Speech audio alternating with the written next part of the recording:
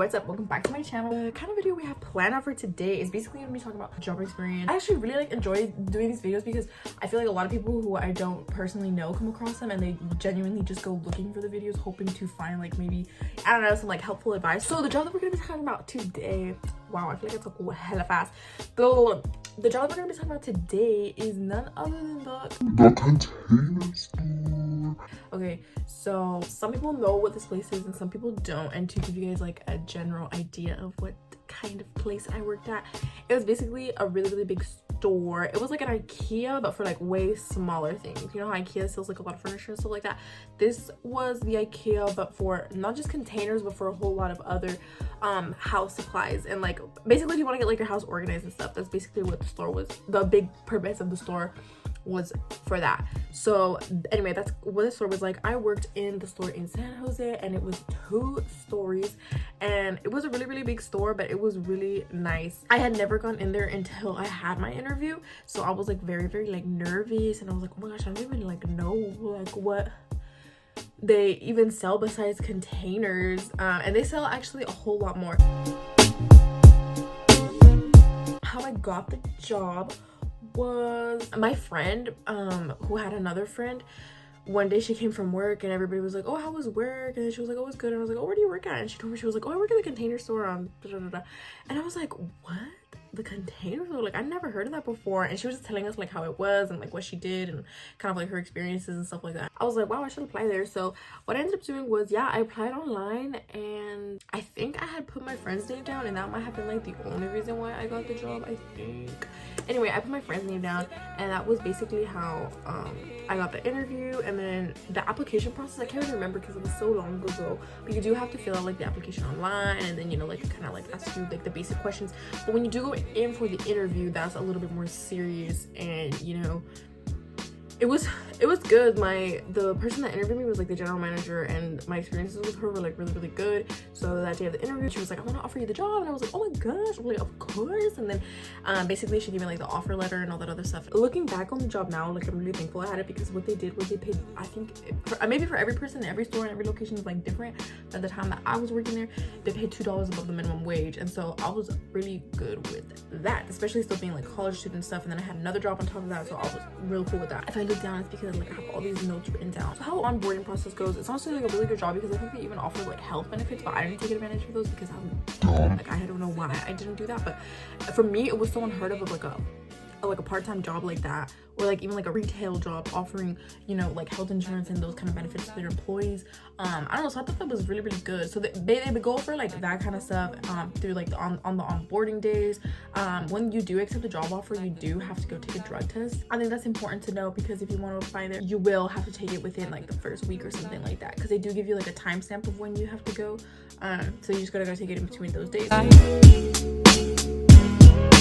The shifts were either like 9-hour shifts, like they make you take like an hour lunch, and that's too long for me, or they would be like shorter than that, but nothing like not worth your time going there. I don't know, I felt like that was sometimes the case for some other jobs that I had. Like it was like 4 or 3 hours, and like it was the point of me even going to work. But at the container store, I never worked like less than like a 6-hour shift or something like that, and that was fine with me because it was a trip to go over there. I would have to take the bus, and it was like a trip to go over there, so I was just like, it's worth it to me.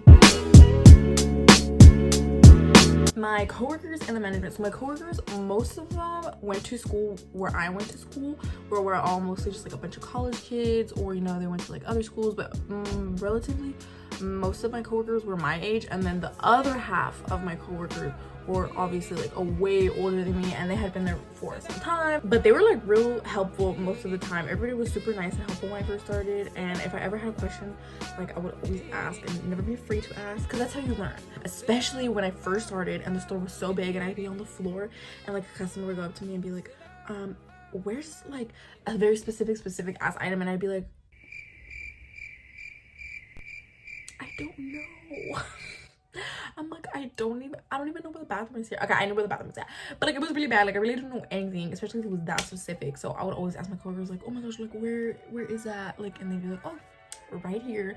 So I would say, yeah, for the most part, everybody was super helpful. And if you ask, there was some people there that would talk to me kind of like condescending and kind of like, are you serious, girl?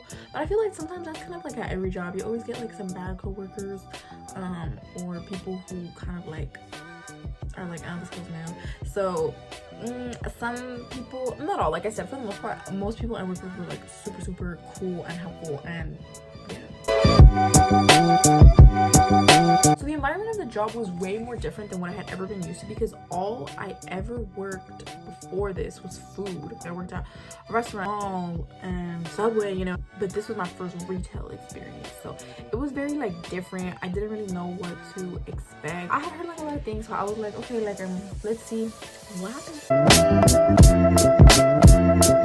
What was my position at the store, because obviously there's like a whole lot that you could do it at the store. So in the very beginning I started off as like a cashier, and that was cool. It was honestly not anything crazy. The only annoying part is, and I think most people are gonna agree with me, is like returns. Nobody likes to do returns.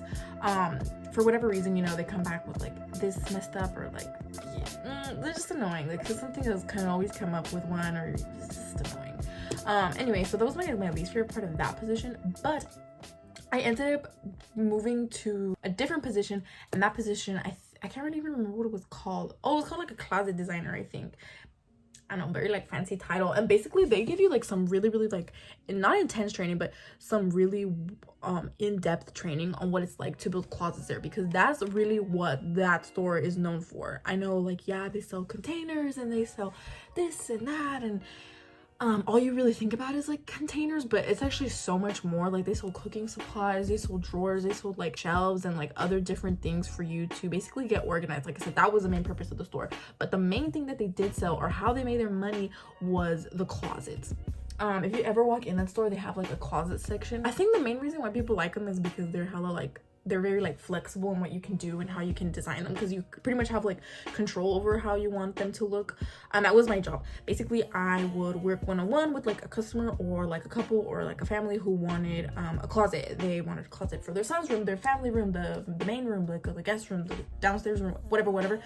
They would just give me the dimensions and the measurements, and I would go in, and on the computer, like I said, they gave us super like in-depth training, and then from there we would basically design how their closet would look like, you know, how many shelves they wanted, if they wanted drawers, if they wanted like a mirror, and if they wanted X, Y, and Z. There's honestly so much stuff that you could do within the system. It was really cool. I would tell people about it, and I'd be like, yeah, like, this is what I do, and they'd be like, oh my gosh, that is so cool. Like, you get to like design someone's whole closet. You really have like a big impactful position, you know, stuff like that.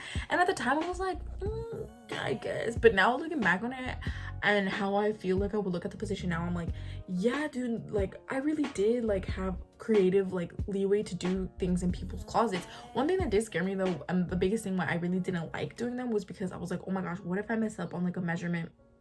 Because at the end of the day, like, you design it, but somebody goes to install it, or the people install it themselves, and if something didn't add up, or they didn't like it, like, you have to go back to the store and, you know, fix it again.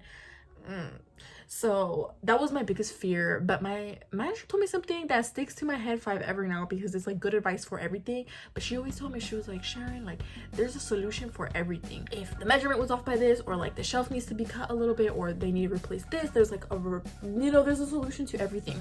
And that kind of goes to all of life's. I mean, the solution might be a little bit harder to get to, but it's something that I keep in mind, because I feel like it was like really good advice, and I was like, wow, she was right. But that really was like a high stress of the job. I would be so stressed out because I didn't like doing it. It wasn't more towards like the end that I kind of like was getting the handle on it, and like realized like, oh, it's not too bad. But I did not like doing it in the beginning. I even told them, oh, like, this is like so like, oh, like intimidating, and I don't know what I'm doing kind of thing. They were like, you know, like, you just need practice, and you know, they ran around. But honestly, they were hella cool. Like, they really were supportive, and they just really wanted to see all of us like grow. That's what I think. And so that's what I did. That was really my main role after like a couple months of working there. And then it was kind of like fluctuating between like the register or, you know, doing this X, Y, and Z. But for the most part, it was really just at the computers doing the closets most of the time. Some people really respected my opinion. They were like, yeah, what do you think? Like, should we put this in there? Like, what do you know, you're like the designer, like, you know what goes best. And, you know, I really like appreciated that. And other people were like, no, like, I want this, and I want you to do it like this. And then like, that was that. And so yeah, every like encounter in like interaction I had with each person was very different. So like I said, I had good and had bad. If anybody's thinking about applying or working there, I feel like I would definitely like recommend it. It was something super new to me and it helped me grow in a lot of different ways because it did force me to do things that I had never been used to doing and learning new skills and new traits of what it's like to work in retail versus the other job that I had. So I definitely think it was worth it, especially if you're like going to school or you maybe have like another job, or it was just really worth having that last year I was in college. Yeah, I would give it maybe like a 9 out of 10. I would complain about it a lot when I worked there. Like I would always be like, oh my gosh, like I would complain all the time about it, and for like sometimes dumb reasons, sometimes valid reasons, but like looking back at it now, like I'm glad I worked there, and I would definitely like recommend other people to work there because I just think that they really value like their employees and they really want to see them grow. To kind of end this video, I actually stopped working there because of the pandemic. I think I had requested like a weekend off because I was gonna go to Beyond Wonderland, and I was like, I'm gonna get the weekend off from work, and everybody was ready to go, and we got an email from my school and they were like, sorry everybody, like classes are gonna be canceled up until this date to the next one because this whole virus is going on and we just don't want to risk anything. And I was like, oh wow, like I don't think it'll interfere with any of my other plans or work. And slowly but surely everything started interfering. Beyond Wonderland got canceled. Like my job was basically like, don't come to like your shifts within the weeks that you're scheduled because the store's not going to be open. And that was that. That's kind of how it ended. I didn't even actually have like a last shift or like a last day or like anything like that. Like I had my last shift and I didn't even know it was my last shift kind of thing. So yeah, that's how it ended, because if not, I would have kept that thing up until my very last like week in San Jose, because like I said, it was good hours and good money. Yeah guys, that's pretty much it. I haven't done one of these videos in a while, so sometimes I don't really know what to include or to talk about, like kind of like how I got the job, what they expect, like what the shifts are gonna look like, how the environment was. Maybe you guys want to hear or see other stuff that go on. Sometimes I tell like a funny story or like a really like crazy experience within the job, but thinking back on this one, oh yeah, you know what, I do have one. I worked jobs and handled like cash and stuff like that ever since I was 16, so I know when to recognize like, you know, what's going on when something feels like a little bit sus or like or you know, something doesn't feel right.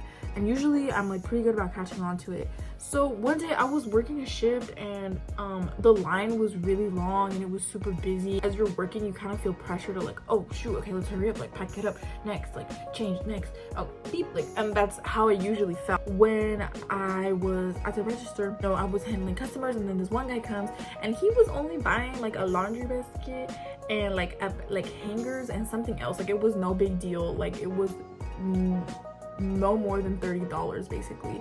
I know you're like, 2 things $30? Yes, stuff there was really expensive. I don't know if I mentioned that through the video, but stuff there was so expensive, and like you wouldn't think people would have complaints about containers because it's really just containers, but people would be complaining about everything.